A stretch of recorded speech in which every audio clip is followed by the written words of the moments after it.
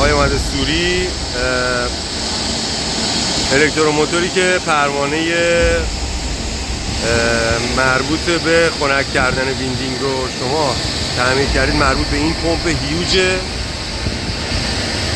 این پمپ نفت رو ارسال میکنه دریا برای بارگیری کشتی. این هم پروانه‌ایه که شما زحمتش کشیدید.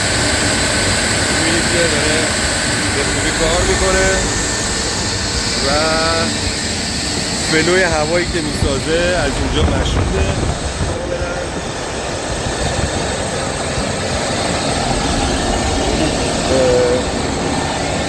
این که داره تکون میده فلوی هوایی که پروانه مربوط به شما که تعمیر کردید داره تأمین میکنه.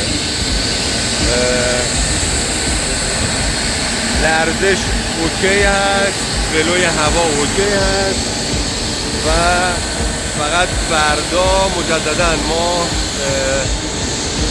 چند ساعت دیگه، یکی دو ساعت دیگه پروانه رو محک میزنیم و در نهایت من نتیجه نهایی رو خدمت شما گزارش میدم.